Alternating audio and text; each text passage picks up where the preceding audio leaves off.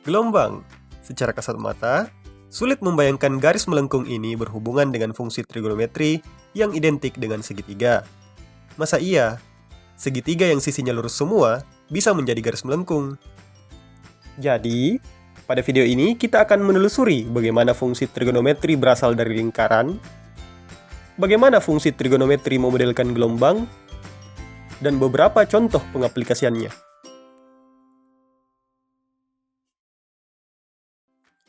Video ini terdiri dari 4 bagian. Di bagian pertama, kita akan melihat kembali materi trigonometri pada segitiga. Yang dilanjutkan dengan sejarah singkat fungsi trigonometri, kemudian trigonometri pada lingkaran satuan, dan terakhir akan ditutup dengan sedikit contoh aplikasi dari fungsi trigonometri. Mari kita mulai bagian pertama. Mari kita buat segitiga siku-siku ABC dengan siku-siku di C. Misalkan besar sudut A adalah alfa. Semua sisi dari segitiga ABC akan kita beri nama sesuai dengan letaknya terhadap sudut. Sisi yang berada di depan sudut siku-siku adalah sisi miring. Sisi yang berada di samping sudut alfa, kita beri nama sisi samping. Sisi yang berada di depan sudut alfa, kita beri nama sisi depan. Berikut 3 fungsi trigonometri yang wajib diketahui. Sin alfa sama dengan panjang sisi depan dibagi panjang sisi miring, atau singkat saja, demi. Cos alfa sama dengan panjang sisi samping dibagi panjang sisi miring, atau singkat saja, sami. Sedangkan tan alfa sama dengan panjang sisi depan dibagi panjang sisi samping, atau singkat saja, desa. Jadi, ketiga fungsi trigonometri ini merupakan perbandingan dari sisi-sisi segitiga. Tapi kok disebut sebagai fungsi ya? Jawaban singkatnya, karena kesebangunan segitiga. Lebih lengkapnya, kita tahu segitiga yang sebangun memiliki 2 sifat utama, yaitu semua sudut yang bersesuaian sama besar, dan semua sisi yang bersesuaian memiliki perbandingan yang sama. Memenuhi salah satu dari sifat tersebut, sudah dapat memastikan kesebangunan. Contohnya, jika terdapat segitiga yang memiliki panjang sisi A, B, dan C, kita buat segitiga baru yang sisinya 2 kali lipat. Dapat dipastikan, sisi-sisi yang bersesuaian, perbandingannya akan sama. Sehingga, 2 segitiga ini merupakan segitiga yang sebangun. Begitu pula jika setiap sisi kita kalikan dengan sembarang bilangan. Perbandingan sisi-sisinya juga pasti akan sama. Dari sini, kita dapat menyimpulkan bahwa mengalikan sisi-sisi segitiga dengan bilangan yang sama akan menghasilkan segitiga yang sebangun, atau dengan kata lain, tidak akan mengubah ukuran sudutnya. Pengaruhnya terhadap trigonometri bisa dilihat dari simulasi berikut. Di sini, ada segitiga dengan panjang sisi 3, 4, dan 5. Kemudian, di sisi kanan, kita bandingkan panjang sisi depan dan panjang sisi sampingnya. Kalau kita kalikan semua sisinya dengan bilangan yang sama, sudutnya tidak akan berubah. Dan tentu saja, perbandingan panjang sisinya juga tidak akan berubah, karena penyebut dan pembilang dikalikan dengan bilangan yang sama. Jadi, nilai sin dari suatu sudut itu tunggal, dan hanya berubah jika ukuran sudutnya diubah. Dengan kata lain, sin dapat disebut sebagai fungsi dari sudut. Untuk cos dan tan, silahkan coba sendiri. Nah, sekarang, karena trigonometri itu suatu fungsi, kita bisa menemukan beberapa nilai pastinya untuk sudut yang ada pada bangun beraturan, seperti pada persegi. Misalkan, kita membagi 2 persegi ini melalui diagonalnya. Akan terbentuk segitiga siku-siku dengan sudut 45 derajat. Anggap panjang sisi dari persegi ini adalah satu satuan. Berdasarkan dalil Pythagoras, panjang diagonalnya pastilah akar 2. Dari sini, kita bisa menentukan nilai fungsi trigonometri terhadap sudut 45 derajat.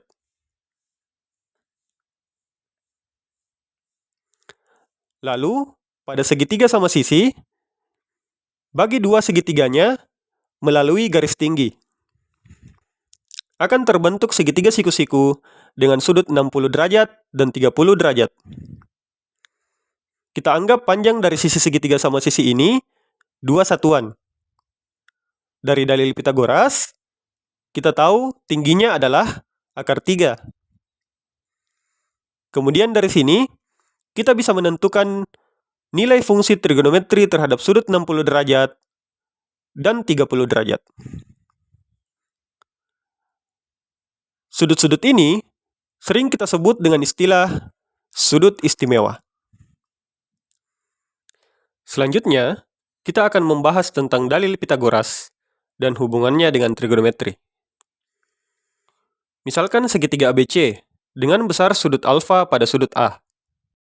Sisi depan diberi nama A, sisi samping diberi nama B, dan sisi miring diberi nama C. Pada segitiga ini, berlaku dalil Pitagoras. Selanjutnya, kalikan semua sisinya dengan 1/C. Ingat, A per C itu adalah depan per miring, atau sin alfa, dan B per C itu samping per miring, atau cos alfa. Jadi, didapatkan sin kuadrat alfa ditambah cos kuadrat alfa sama dengan 1. Ini disebut sebagai identitas Pitagoras, yang sangat mirip dengan persamaan lingkaran. Pada bagian kedua ini, kita akan menelusuri sejarah fungsi trigonometri yang berasal dari lingkaran. Misalkan ada sebuah lingkaran. Dari titik pusat, kita buat sudut pusat dengan besaran sudut theta. Garis tali busur yang terbentuk dari sudut ini dapat kita ketahui panjangnya menggunakan tabel fungsi chord, serupa dengan tabel sudut istimewa yang telah kita buat sebelumnya. Tabel ini digunakan oleh astronom Yunani untuk menentukan pergerakan benda langit. Astronom India menggunakannya untuk hal yang serupa. Tapi, terlalu sering mereka harus mengali 2 sudut dari chord, kemudian membagi 2 hasilnya. Daripada harus melakukan ini berulang-ulang, mereka membuat tabel baru untuk nilai ini. Fungsi pada tabel baru ini diberi nama ardhagya, yang berarti setengah tali busur. Alasan dari penamaannya sangat jelas. Misalkan busur yang terbentuk dari sudut 2 theta ini adalah busur panah. Panjang dari tali busur panah ini adalah nilai dari chord 2 theta. Sedangkan setengah dari panjang tali busur ini adalah ardhagya dari theta. Seiring penggunaannya, ardhagya disingkat menjadi jya atau jiva. Istilah ini diserap langsung ke dalam bahasa Arab menjadi jibah yang tidak memiliki arti.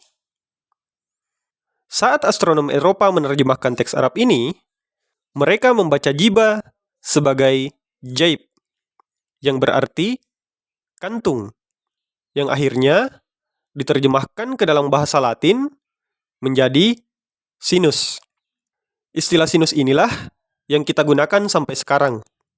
Namun, tentu saja dengan beberapa penyesuaian. Bisa diperhatikan, ketika ukuran lingkaran diubah, pasti nilai sin akan ikut berubah. Jadi, untuk memudahkan perhitungan, kita pilih lingkaran dengan jari-jari 1 sebagai acuan. Kemudian, kita bisa mengalihkannya dengan skala sesuai kebutuhan. Selanjutnya, cos atau kosinus. Ko pada kosinus merupakan singkatan dari komplement, atau yang lebih dikenal sebagai sudut penyiku. Sehingga, cos theta adalah ruas garis setengah tali busur yang dibentuk oleh sudut komplement theta. Ruas garis ini panjangnya sama dengan garis yang berada di samping sudut theta. Selanjutnya, istilah tangen berasal dari kata Latin tanger, yang artinya menyentuh. Kata ini diadaptasi ke dalam bahasa Inggris menjadi tangent, yang merujuk kepada garis singgung. Sekarang, tarik garis dari titik singgung hingga ke perpotongan garis singgung dengan perpanjangan jari-jari. Ruas garis inilah yang disebut dengan tan theta. Nah, gambar yang kita buat ini tidak menyalahi definisi trigonometri pada segitiga. Mari kita buktikan sama-sama. Supaya lebih umum, misalkan jari-jari sama dengan R. Agar bentuknya tetap, seluruh ruas garis kita kalikan juga dengan R. Dari gambar ini, dapat dibuat dua segitiga, yaitu segitiga besar yang diberi warna hijau dan segitiga kecil yang diberi warna biru. Dari segitiga kecil, panjang sisi depan per panjang sisi miring dari theta itu sama dengan R sin theta per R. Karena R per R sama dengan 1, maka panjang sisi depan per panjang sisi miring sama dengan sin theta. Kemudian, panjang sisi samping per panjang sisi miring dari theta itu sama dengan R cos theta per R. Jadi, panjang sisi samping per panjang sisi miring itu sama dengan cos theta. Jika dilihat dari segitiga besar, sisi depan per sisi samping itu sama dengan R tan theta per R. Sehingga, sisi depan per sisi samping sama dengan tan theta. Kalau dari segitiga kecil, sisi depan per sisi samping juga sama dengan R sin theta per R cos theta, yang sama dengan sin theta per cos theta. Dari sini, kita dapat melihat bahwa trigonometri itu memiliki hubungan yang erat dengan lingkaran. Selanjutnya, fungsi trigonometri pada lingkaran satuan. Tapi, sebelum kita membahas itu, ada dua konsep yang harus dipahami terlebih dahulu, yaitu yang pertama, diagram kartesius, dan yang kedua, pengukuran sudut radian. Pada diagram kartesius, terdapat dua buah garis bilangan, yang kita sebut sumbu X dan sumbu Y. Pertemuan kedua garis bilangan ini kita sebut sebagai titik asal, yaitu titik 0,0. Untuk sumbu X yang berada di kanan titik asal, itu bernilai positif, yang berada di kiri titik asal bernilai negatif. Untuk sumbu Y yang berada di atas titik asal bernilai positif, dan yang berada di bawah titik asal bernilai negatif. Selanjutnya, misalkan ada suatu titik yang posisinya dari titik asal itu 4 satuan ke kanan, 2 satuan ke bawah. Berarti koordinat titiknya adalah 4, minus 2. Contoh lain, untuk titik yang posisinya itu 1 satuan ke kiri dan 3 satuan ke bawah, koordinat titiknya adalah minus 1, minus 3. Kemudian untuk titik yang posisinya itu 3 satuan ke kiri dan 2 satuan ke atas, berarti koordinat titiknya adalah minus 3, 2. Kemudian bisa diperhatikan, sumbu X dan sumbu Y membagi diagram kartesius menjadi 4 daerah atau kuadran. Kuadran pertama yang berada di kanan atas memiliki nilai X positif dan Y positif. Untuk kuadran 2 yang berada di kiri atas memiliki nilai X negatif dan Y positif. Kuadran 3 yang berada di kiri bawah memiliki X negatif dan Y negatif. Dan kuadran 4 yang berada di kanan bawah memiliki nilai X positif dan Y negatif. Selanjutnya, radian. Besar sudut pusat yang terbentuk dari busur yang panjangnya 1 kali radius atau jari-jari ialah 1 radian. Kalau panjang busurnya 2 kali radius, ya besar sudutnya 2 radian. Kalau 3 kali radius, besar sudutnya 3 radian. Kira-kira untuk 1 kali keliling lingkaran, Itu berapa radian?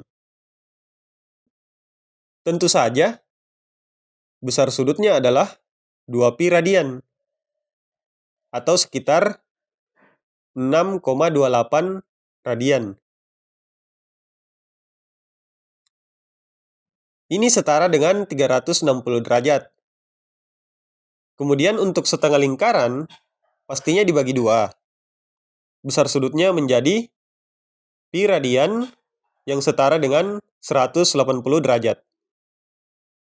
Kalau kita menggunakan lingkaran satuan, yang radiusnya sama dengan 1, panjang busur akan sama dengan ukuran sudutnya. Jadi, panjang busur pada lingkaran satuan bisa digunakan sebagai ukuran sudut. Dalam hal ini, radian. Sekarang, mari kita definisikan sin dan cos pada lingkaran satuan.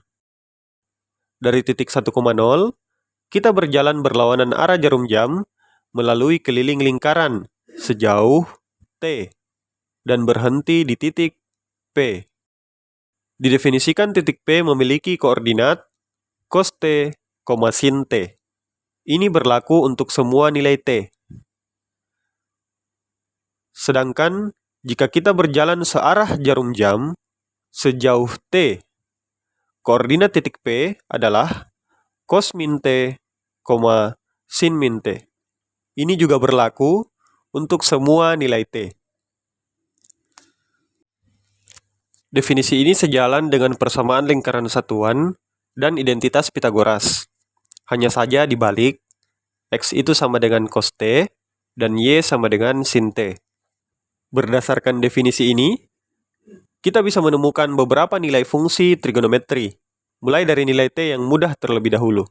Untuk T sama dengan 0, titik P berada di titik awal, yaitu 1,0, sehingga cos 0 sama dengan 1 dan sin 0 sama dengan 0.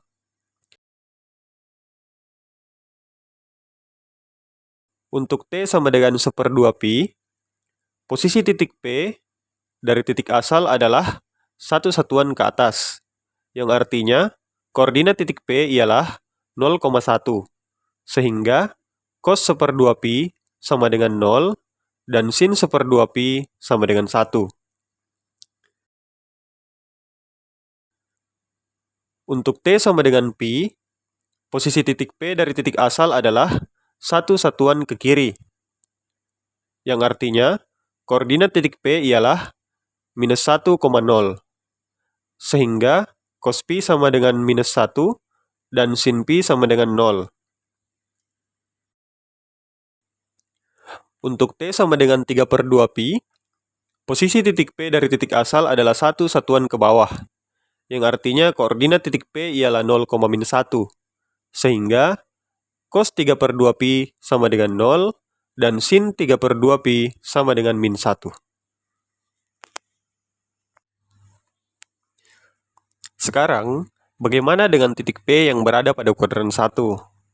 Yaitu dengan nilai T yang berada di antara 0 dan 1/2pi. Di sini, kita cukup menggunakan tabel sudut istimewa. Tapi bukan berarti sudut yang lain tidak ada ya. Hanya saja, ini yang mudah diingat. Selanjutnya, pada kuadran 2, dengan nilai T antara 1/2pi dan pi, kita memerlukan alat bantu, yaitu busur U, yang merupakan selisih antara pi dan T. Dari sudut yang terbentuk oleh busur U ini, kita bisa menentukan koordinat dari titik P, yaitu cos U ke kiri dan sin U ke atas. Sehingga, titik P berada pada koordinat min cos U, sin U. Jadi didapatkan cos T sama dengan min cos U dan sin T sama dengan sin U. Cara menggunakannya mudah. Sebagai contoh, cos 3/4pi itu sama dengan min cos U, dengan U sama dengan pi kurang 3/4pi, yang sama dengan 1/4pi. Jadi, cos 3/4pi itu nilainya min 1/2 akar 2.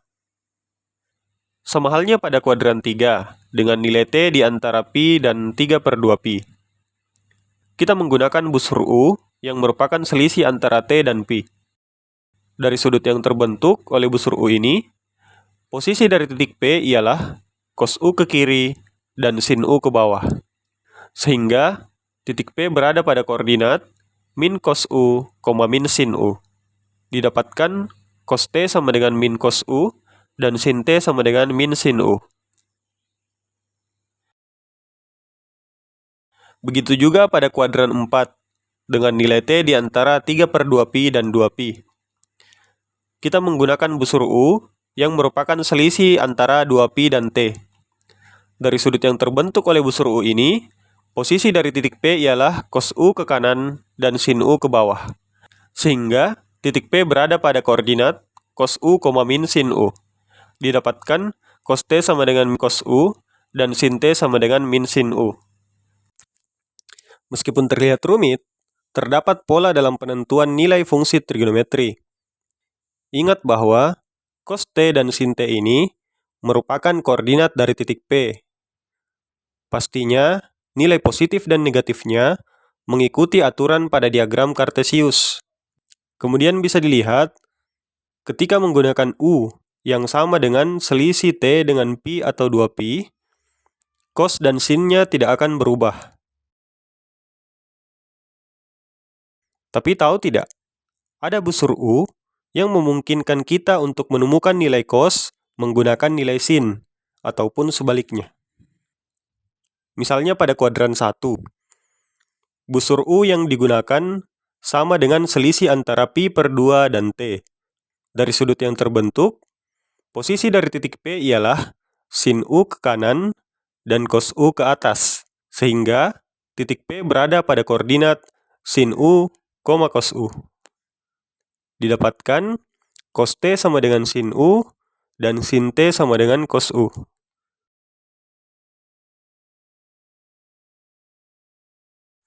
Pada kuadran 2, busur U sama dengan selisih antara T dan 1/2Pi.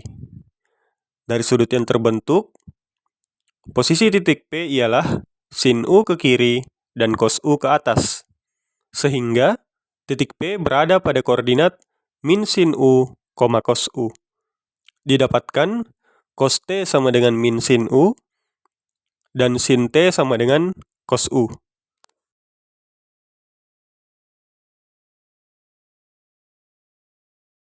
Pada kuadran 3, busur U sama dengan selisih antara 3/2Pi dan T. Dari sudut yang terbentuk, posisi titik P ialah sin U ke kiri dan cos U ke bawah. Sehingga titik P berada pada koordinat min sin U, min cos U. Didapatkan cos T sama dengan min sin U dan sin T sama dengan min cos U. Sedangkan pada kuadran keempat, busur U itu sama dengan selisih antara T dan 3/2Pi. Dari sudut yang terbentuk, posisi titik P ialah sin U ke kanan dan cos U ke bawah. Sehingga titik P berada pada koordinat sin U, min cos U. Didapatkan cos T sama dengan sin U dan sin T sama dengan min cos U.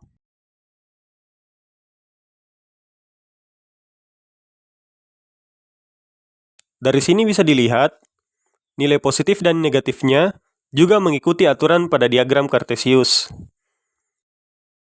Yang berbeda hanyalah nilai cos T didapatkan dari sin U dan nilai sin T didapatkan dari cos U. Jadi, secara keseluruhan dapat disimpulkan bahwa tanda positif negatif mengikuti aturan koordinat titik pada diagram Kartesius. Kemudian, ketika menggunakan busur U sebagai selisih T dengan Pi atau 2Pi, cos dan sin itu tetap. Sedangkan, ketika menggunakan busur U sebagai selisih T dengan 1/2Pi atau 3/2Pi, nilai cos didapatkan menggunakan nilai sin dan sebaliknya.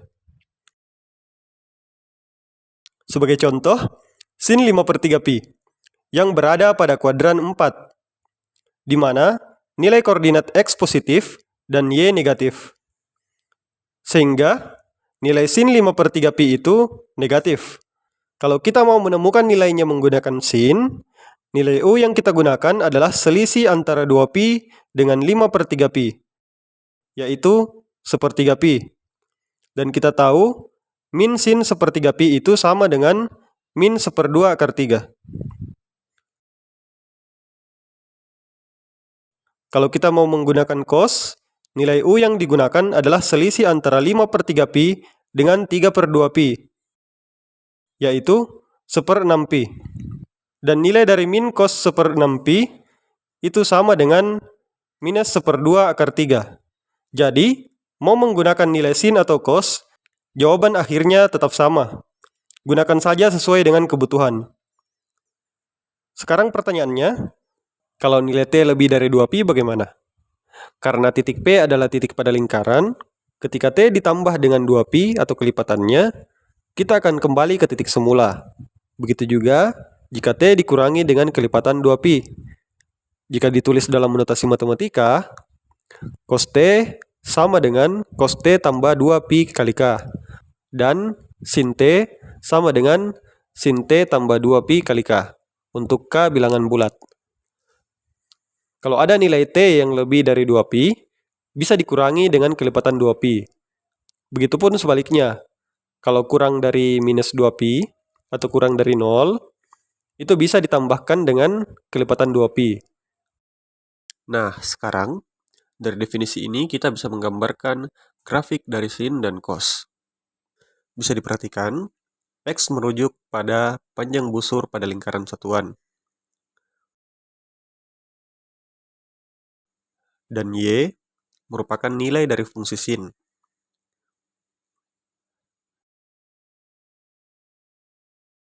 Jadi, jika digambar nilai X untuk X dari 0 hingga 8pi, bentuknya akan tampak seperti gelombang.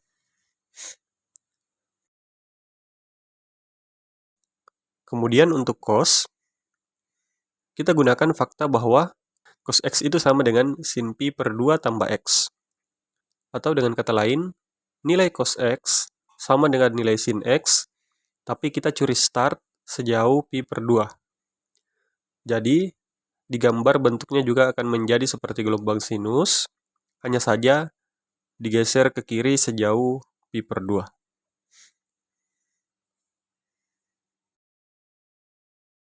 Untuk tangan, ini agak berbeda. Seperti pada bagian sebelumnya, kita buat garis singgungnya, kemudian ruas garis yang mewakili tangan. Tapi bagaimana dengan kuadran 2? Kita tahu, tan itu sama dengan sin per cos. Dan di kuadran 2 ini, nilai cos negatif dan sin positif, sehingga nilai tan pasti negatif. Jadi caranya seperti ini. Coba perpanjang jari-jari lingkaran ke arah kuadran 4. Perhatikan dua segitiga berikut.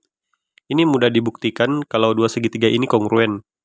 Sehingga ruas garis yang kita gambar ini bisa mewakili nilai tan T pada kuadran 2. Dengan catatan, untuk tan T yang bernilai positif, itu ruas garisnya berada di atas sumbu X, sedangkan yang bernilai negatif berada di bawah sumbu X.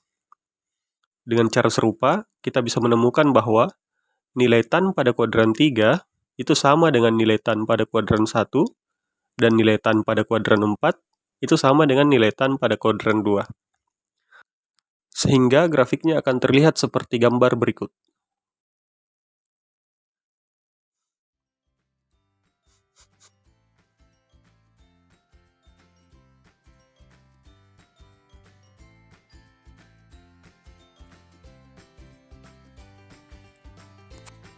Fungsi trigonometri bukan hanya sekedar rumus di buku pelajaran.